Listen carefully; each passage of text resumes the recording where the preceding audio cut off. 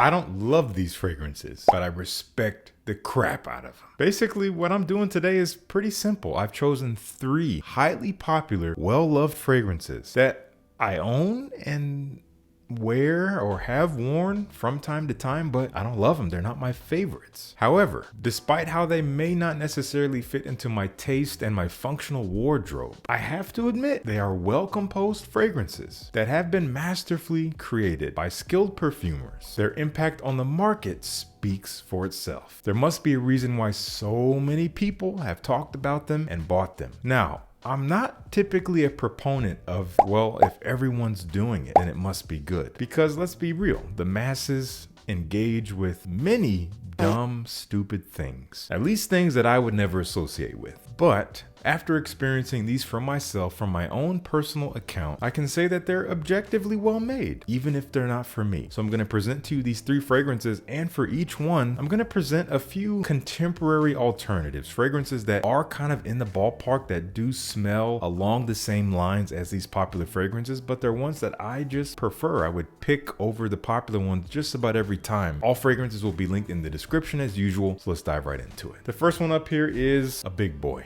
Well, at least in a small bottle. Dior Sauvage Eau de Toilette. You've smelled it. You might have it. Maybe you really enjoy it. Maybe you hate it. Maybe somewhere in the middle. Either way, you're right. Doesn't matter. But we know that this fragrance has had seminal impact on the fragrance industry and fragrance community at large. It was an absolute explosion when it hit the market, and it's been exploding ever since, and Dior's milking this cow to no end, as we've seen. Sauvage EDT, again, well made. It is a very modern barbershop style fragrance with this kind of sharp shower gel metallic edge to the otherwise kind of clean lavender, spicy, fresh fragrance profile. So very modern, very easy to wear, very easy to like, very definitive. It is a particular scent profile, unmistakable. I respect it for that. I have to. That is just part of my code. I respect a fragrance that is only itself, even if it's not for me. However, I'm going to present to you a few fragrances that are somewhat in this ballpark and at the very least can be worn for the same occasions, and ones that I like more. This one's a little polarizing. Sauvage Eau Forte, the newest flanker. There's some conflict behind this one. Some of you guys absolutely hate this. Some of you guys think you hate it, but you haven't tried it yet.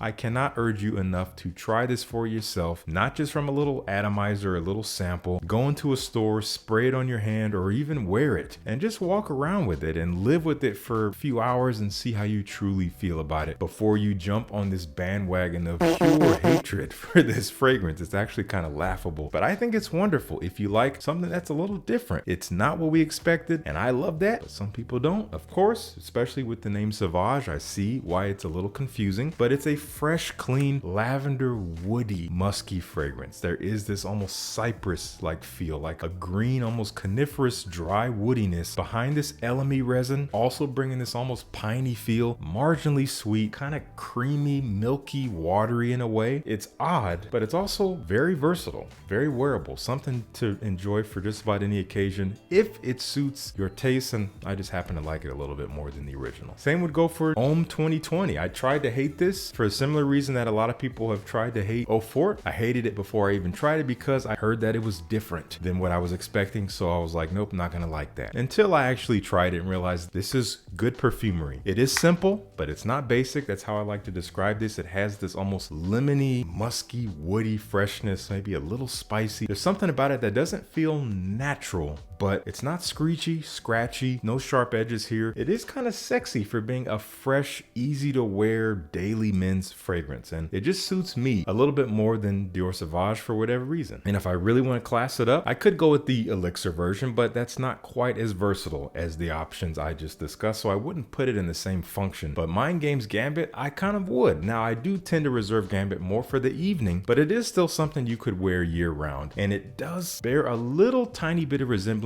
to the Sauvage DNA, but it is its own thing. It is cloves, lots of spicy, warm cloves. There's a lot of patchouli in it, but the patchouli is clean and earthy. There is this freshness to it. There's something that feels like clean, borderline shower gel, but it has so much more texture and dimension to it than your typical mainstream fragrance. So it kind of rides the line as something that you smell, and on the first sniff, you're like, oh, this is really good. And how could I not like this? But when you sniff a little bit deeper, you realize this is a little different. different. This is nuanced. There's something more quote unquote niche about this. I love this stuff. I love the way it makes me feel. It just makes me feel very alluring, but fresh and clean all at the same time. That's Gambit from Mind Games. A little pricey, don't blind buy it. Link to a sample down below. Sospiro Vibrato. This is a fragrance that I like. I don't love it, but I do like it. I have worn it from time to time. Surprisingly, my wife has enjoyed it when I've worn it, and maybe more than I was enjoying it. To me, it's just kind of boring. It's a little linear. It doesn't really go anywhere on my skin, but it is well made and it does smell really good. It's just not very interesting to me. It's kind of like this musky, powdery citrus wrapped in this somewhat unnatural feel, this musky, like staticky feel that is really attractive in the air, and I can see why people like it and why people report getting lots of compliments on it. And people say that for a fresher fragrance, it performs well. For me, I would say, yeah, it performs above average. It's good. Again, doesn't capture me. I don't love it, but I do like it. So what would I rather wear? Some of you guys will hate this as an alternative because it doesn't perform like the Sospiro does. From Brunello Cucinelli, this is their Dior Homme. This is a very ethereal, airy kind of scent, but it's still in that musky, citrusy, enveloping profile. There's something about it that is just a vibe. It just kind of wraps you up. It's a little fleeting in a way. There's ginger, there's some herbs, there's definitely some sharp citrus, and there's this pretty hefty, woody muskiness that just, again, envelops the scent and makes it a little bit hard to detect directly. Definitely not as present as Vibrato, may not last as long, but it's actually no slouch on me. But I prefer to wear this because it has a little bit more dimension for me, and I love the nuance it has as it kind of dances in and out. It's not just this one track that's just playing on repeat that sounds good. This has more variety going on. There's more changes that happen on the skin, and it just suits my personality, just the way it behaves. So let me know if you've tried this one, Brunello Cucinelli Dior Homme. Also an old classic and favorite of mine from Xerjoff, Renaissance, also kind of in this fresh, citrusy, musky, ambery feel, but with lots of mint in this, lots of citrus, but not sharp citrus. It's somehow smoothed over. There's something almost creamy and smooth about the citrus quality in here, the freshness in here in general, and it dries into this mildly sweet, ambery, musky, woody dry down that on my skin just lasts all day, just lasts and lasts and lasts, does not let up, and it is a fragrance that I can count on if I need a fresh fragrance for the summer that's gonna last me from basically morning to night. I know I can choose this. It's a great tool for the job, and it has a beautiful development and a very invigorating opening that just captures me. So again, just more interesting for me, and I wear for the same occasions. This is a fragrance that is admittedly not much more complex than the Sospiro, but it's just more enjoyable for me for whatever reason. From Ormonde Jayne, this is Montabaco Verano. This is their summer version of their famed Montabaco DNA, and it does take this slightly dry, dusty tobacco note that is at the heart of this fragrance, of this DNA, with this nice bright citrus. I get almost like a grapefruit. I can't remember if that's what it is, but it is sharp, mouth-watering, kind of juicy. Maybe there's some light woods in here. Maybe there's some musky notes as well that kind of envelop things and fill out the scent and make it last a little bit longer on the skin and make it enjoyably detectable in the air. But again, for some reason,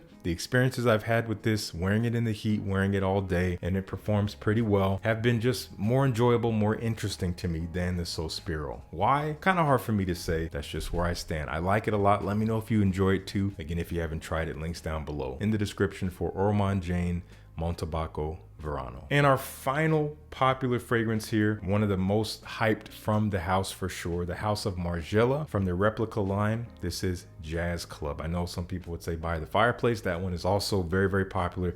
I don't own that one, but I do have Jazz Club. It is the one fragrance that I think most people who know that I play music and play trumpet and do play improvisatory music would think that I would love and wear all the time, especially to my gigs. No. It's a good smelling fragrance. It does not capture the essence of playing jazz in a club. It's great marketing and it's a great conceptual premise, so I give it props for that. But in terms of what it smells like, it's a sweet, boozy vanilla, very sweet, kind of dark, sexy, alluring, nighttime vibes. I would say it's pretty masculine. It's a good scent. It is well composed. I understand why people love this stuff, so I do like it. I don't love it, but I respect it. But what do I prefer instead? This fragrance is very interesting. It's also a whiskey-based fragrance with some cacao. Very interesting combination here, along with other things. From Farmacia Annunziata, I always feel weird saying that. This is Whiskey Nobile, and it is definitely whiskey. It smells like you're putting your nose in a glass of whiskey neat. Really high quality stuff, but in the whiskey is cacao. It's like this chalky, powdery, dusty chocolate feel, like layer of dust floating on top of the whiskey, almost like chocolate powder in a way, but not exactly the same type of chocolate you expect when you think of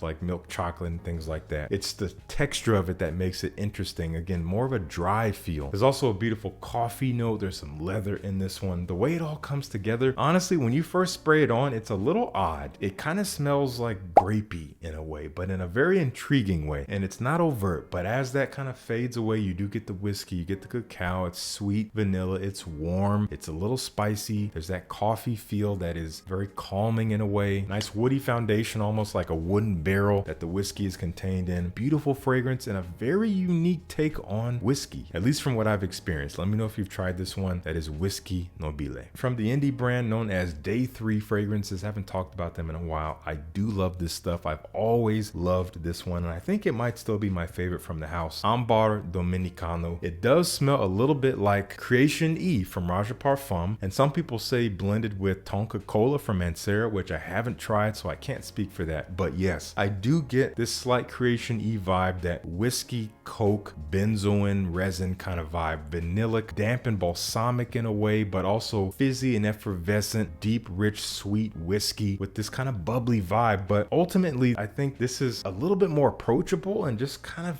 comes together in a way that is, for whatever reason, more appealing to the nose. Benzoin resin can be a little bit medicinal when it's in overdose. You might also compare this to something like MFK Grand Soir, which is also a benzoin forward fragrance. Benzoin is a player here, but it's not as forward as it is in the MFK and in the Raja. So it's almost like a more toned down version of those fragrances, but with a little bit of its own DNA. I do respect these fragrances because you can tell that they are connected. There is kind of this through line of DNA through them in terms of how they're composed. Compared to Jazz Club, this is just more interesting. This feels very classy. It's not quite as sweet, which makes it less cloying, I think. It's just something that's easier to get next to, something that smells really, really nice in the air. That is Ámbar Dominicano from Day 3. And the final fragrance that I prefer to Jazz Club from the house of Kilian, who knows what they're doing when it comes to boozy fragrances, so we had to expect a Kilian here. This is Straight to Heaven, one of my absolute favorites from the house. This is based on rum, mildly sweet rum with lots of dried fruits, which are kind of pruny in a way, but the way it's blended with the cedar wood and the patchouli and the vanilla, it comes together like no other fragrance I've ever tried. I don't know if there's been a fragrance that smells like this before Straight to Heaven. Such an intriguing combination of elements that don't really change on my skin. It stays fairly linear, maybe just gets a little bit more dry and woody, but it mostly retains that booziness. It retains the mild sweetness, the damp earthiness of that patchouli just kind of comes out maybe a little bit more too. It's just a classy scent profile, definitely more grown up, a little bit, again, less boisterous than Jazz Club as far as its sweetness goes. It's a little bit more muted, which again, I think just makes it a little bit more refined and suits my taste and my personality a whole lot more than Jazz Club. I would honestly rather wear this to a gig than wear Jazz Club, but that's just me. That's Straight to Heaven from Kilian. Let me know if you dig it. Link to a sample down below if you haven't tried it. All right, let me know what you think of this. We could easily turn this into a series. I'd love to know if you want to see that. So let me know in the comments. And again, if you haven't tried these fragrances, there will be links to samples, maybe with the discount code down in the description. Thank you so much for tuning in. Peace. I'll see you in the next one.